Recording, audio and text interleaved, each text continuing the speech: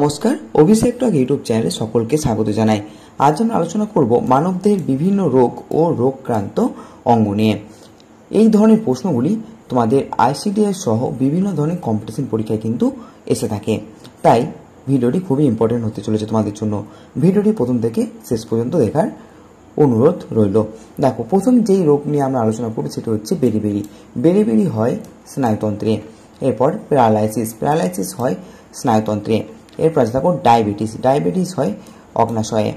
এরপর রিকেট রোগ হয় অস্থিতে। নেক্সট আছে দেখো টনসিলাইটিস, এটা হয় গলার গ্রন্থিতে, ঠিক আছে। টাইফয়েড হয় অন্ত্রে। ম্যালেরিয়া হয় প্লীহাতে।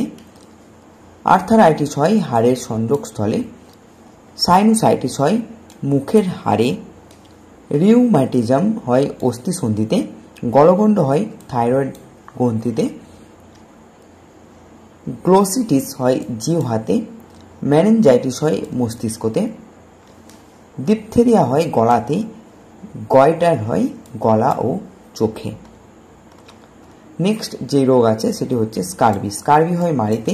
পাইরিয়া হয় দাঁত ও মাড়িতে। পোলিও হয় পায়ে।